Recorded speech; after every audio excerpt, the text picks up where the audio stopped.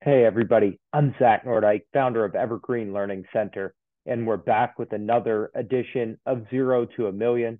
We're talking about our journey from growing a business from no revenue to $1 million in annual revenue. And today's topic is going to be compensating key team members. If you're an entrepreneur and you've had some good fortune to start building a team, you know that there's some critical individuals on your team that make your business go. So how do you think about compensating them? This is a question of how do you keep them from leaving to go, into another setting. It's a question of competition. Will your competitors pay more or do something to entice that person to leave?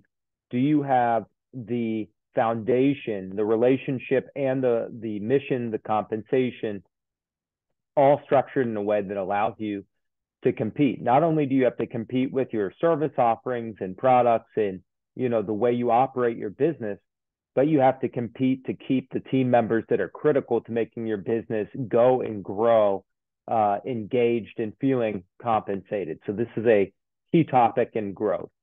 Um, it's really about, this is a statement that I really don't think has any true definition, but entrepreneur tip for today is paying A players.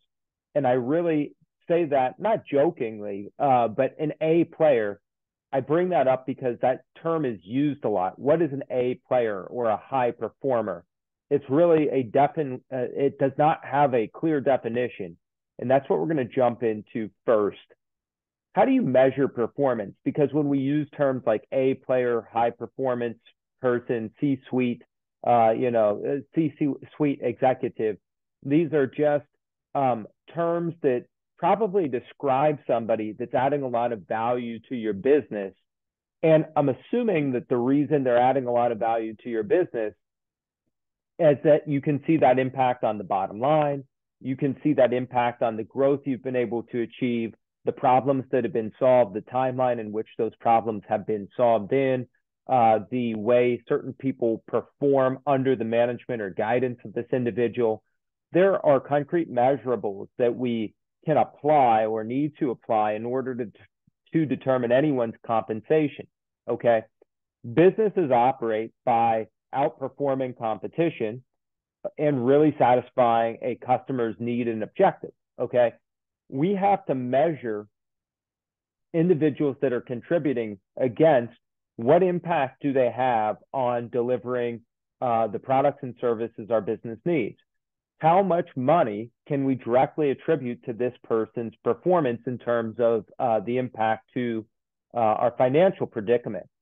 Yes, these can be cold, hard facts, but it starts with that. There's a lot of other things that we're going to talk about in today's video. But when we're using A players, is it because we like the person, they look really impressive, they have impressive resumes, they use impressive vocabulary, or are we using some type of performance measurement that look at their impact on the bottom line? Okay.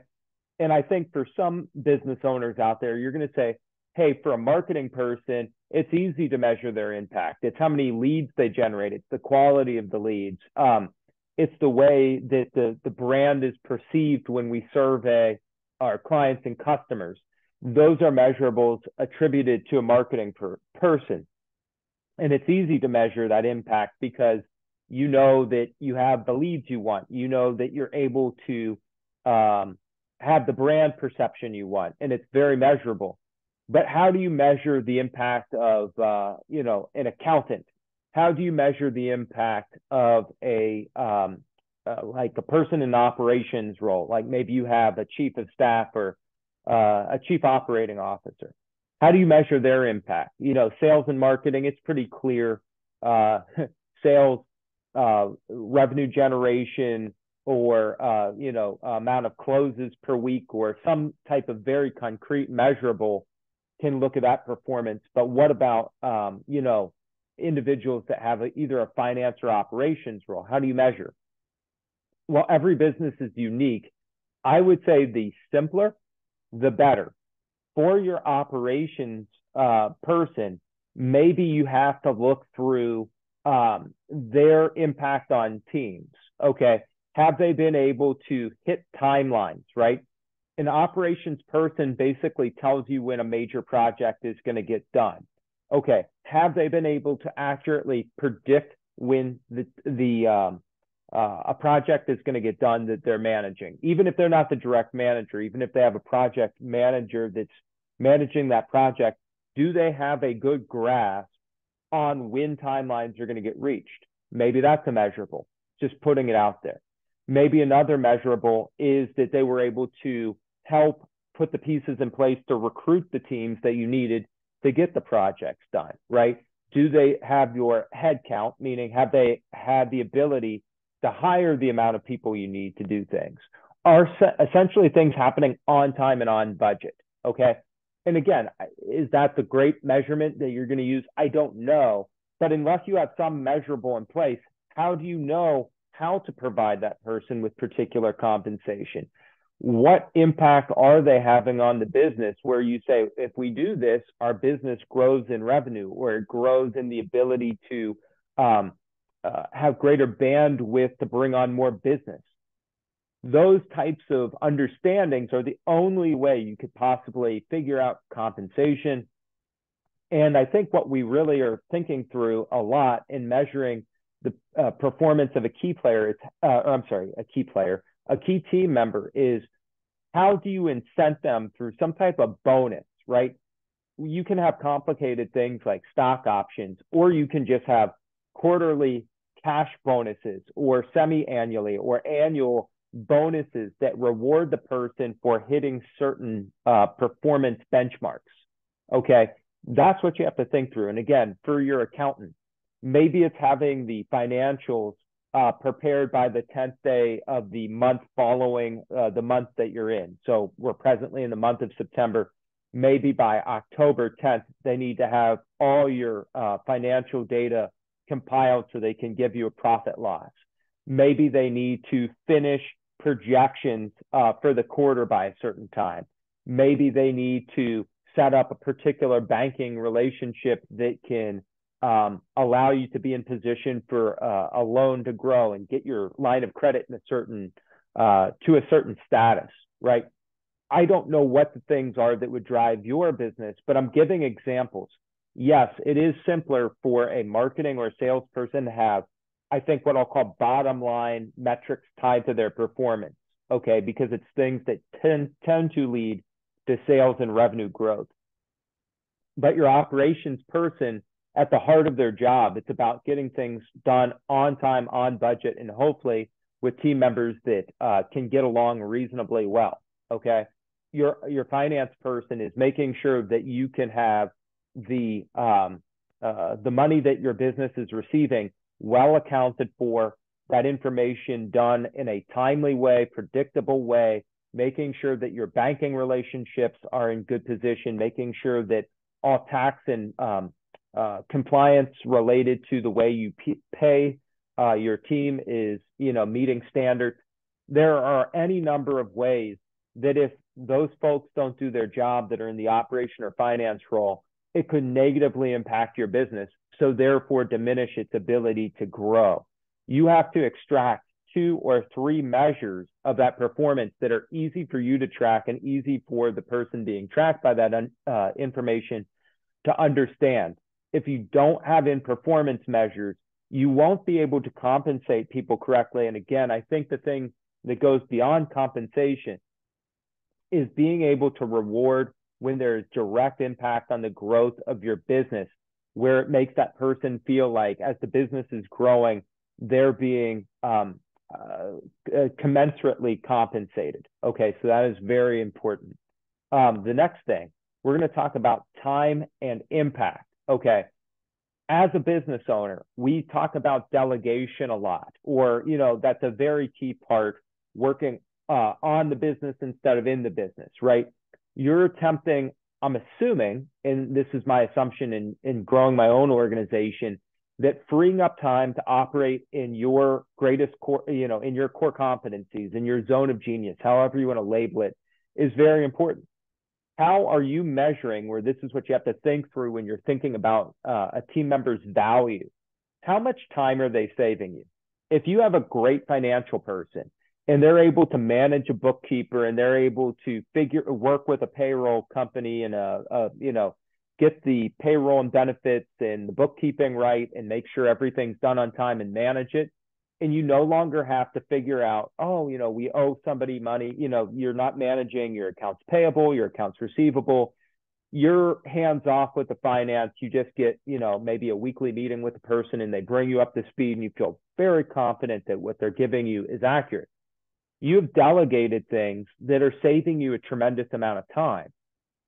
And the impact, if done right, is your mind is more free, your hands are more free, literally, to go and do more of something else that will help grow the business, making future plans, building relationships, increasing your own network size to forge partnerships with other entities, thinking through how you can make certain processes better, thinking through just, who you need to hire to make the organization grow at a more quick and efficient rate, whatever.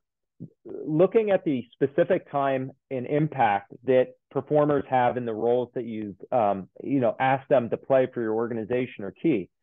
Is your operations person holding critical meetings with managers or frontline team members, and are they able to keep those folks motivated, on task, doing things in a cohesive way that's moving the business forward, where you're no longer having to oversee as closely every day-to-day decision, every day-to-day meeting that needs to go on to move the business forward. The time and impact a person has to be judged by you. You have to think, and you can map this out. If that person were to leave and I were to take on the functions and responsibilities they have, how much time would that take out of my day? And is that time taken out of my day going to impede me from doing X, Y, and Z to grow the business? What is the time value that they're bringing, and what is the impact? If you had to replace them yourself or replace them with someone else, what do you think the impact would be? Would things happen more quickly? Would things happen where maybe more details are covered, more things are thought of, or would less things happen? And again, it's really impossible to say 100%, but I think as the owner, you have a strong sense of if the person playing that role is saving you time, and you have a strong maybe understanding of the impact. Maybe you did the role prior to bringing them onto the organization. Maybe you've had others play this role for you in the past that you can compare it to. If you don't have any of those luxuries, maybe it's time to ask another business owner or entrepreneur or some type of person that runs a business, hey, if I'm having someone take on this role, or here's how this person's performing in this role. They have these tasks, they're having this impact, or they're maybe not doing these things. Can you tell me, the person that plays that role for you, what does that look like? You have to understand the time and impact somebody's having on your business to be able to assess their value. Okay. I've alluded to this kind of softly throughout, our conversation, or throughout the video here. Chemistry, right? Somebody can be fantastic at the role, right? But they're just really kind of hard charging. And yes, they're great at what they do, but it feels different than maybe the organization's mission. Having a person that has the appropriate chemistry to keep the team united, that operates within the mission of the company and hits their performance metrics and does things on time and frees you up, and people that are working with them feel confident in their ability to manage them in a way that creates cohesion, is important. So we're talking about performance. We're talking about the time and impact somebody has, but we're also talking about them pretty much as human beings. Okay. Are they a good person? Do you want to spend a lot of time with them? Equally as critical, do the people on your team want to spend a lot of time with them? We all know that there's amazing, talented people that are great at what they do, but they treat people in such a way that is off-putting, okay? No, no knock. Sometimes you do have to be tough. If you're going to run operations and there's a lot to get done very quickly, being everybody's absolute best friend and always being loving might not always be necessary. You may have to lay down the law. You may have to push and ask for an outlandish amount of time to be put into a project for the business to survive. But all in all, do people receiving that type of information from that person get the intention? Are they bought into that intention? Is it helping the organization move forward for the long term? So if you see the person's hitting performance benchmarks, they're saving you time, they're having great impact, and their chemistry is reasonable enough for the business to function long into the future, that really should give you confidence. But if you're saying, hey, check, they're hitting targets, check, they're saving me a bunch of time that I don't think others could replace them on, hey, their impact is wonderful, but everybody hates them, and it's just a matter of time before there's mutiny and everyone's pushing them out the door.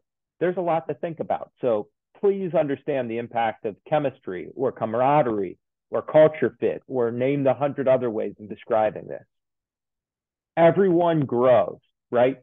What I see as a great challenge for business owners is we bring folks in at a certain point when maybe the business is at a particular size, right? And it's easy for us as owners in our mind to say, wow, we're going to really have to stretch ourselves to pay this person, right? And maybe when we do bring them on initially, it is a stretch for the business. Maybe we're doing a certain amount of sales that we're just kind of eking by the time we pay everybody out.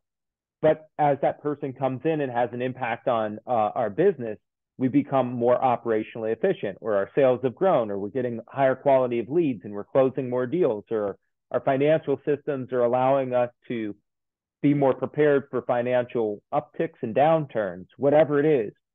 We have to realize compensation isn't static. When someone helps us grow our business, they're going to look to receive commensurate reward for those efforts. So this is why getting to know what that person's value is and creating some type of bonus system, monthly, quarterly, semi-annually, annually, does not matter, is key. Because guess what? It's only right if somebody's really contributing massive value that they participate in the upside. And let me make this real easy. As your business becomes more profitable, they're going to want to be paid more. They're not wrong. You've already quantified. You couldn't do it without them. They're saving you a bunch of time. They're allowing you to focus on the things that allow you to be elite at what you do. So now it's up to you that if the business is growing, that they grow with you. But I'm going to caution you in our next kind of talking point. There is a right track and a wrong track. When the business is having success in the team, because we've really concentrated on when team members forge a really great relationship with you and the business is thriving, you're able to have this great impact. But there is a right track and a wrong track. The right track is what I said. When somebody comes in, performs at a high level, their value is both tangible and intangible, meaning the tangible. They're saving you time. They're having impact on the categorical features of your business that they can have impact on. They have reasonably good chemistry with those that they have to interact with on a daily basis. And the business is grown as a byproduct of all those wonderful contributions. The person gets, some type of bonus, some type of reward for those efforts. But the wrong track is when one of those pieces is off and someone, is not contributing in all those ways, and they're actually having negative impact on your business. Arbitrary reward. Let's just look at an example of this. Let's say that for whatever reason, the business was giving out a 3% bonus on revenue. Okay, I'm just going to make a number up. Let's say you did $1 million in revenue in a quarter and you were giving out a 3% bonus. All right, let's say that's quarter one of a business year. Quarter two, let's say you did another $1 million in revenue, but for whatever reason, your profit wasn't as much, right? Somebody kind of dropped the ball within the organization and you said, hey, we can't do the 3% bonus this quarter. And, one of your key people said, whoa, whoa, whoa, that 3% bonus we did, we got the 3% bonus in the first quarter. What on earth? We did the $1 million in revenue in quarter two. Why can't we get the bonus again? And you just say, hey, our profits just weren't the same. Our margins were squeezed, whatever. You cannot set bonuses up that aren't kind of systemically thoughtful. If it's going to hurt your business to give people a bonus despite a surface appearance of success, it will crush your business in the long haul. Make sure that the way that you are incentivizing and compensating key team members allows your business to win first. What do I mean? The business has to be doing well on all fronts.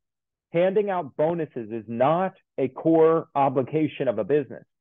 It is only pertinent when the business is thriving on all fronts and it can sustain that type of outlay. It's paying the key performers in your business based on concrete, sustainable, long-term results.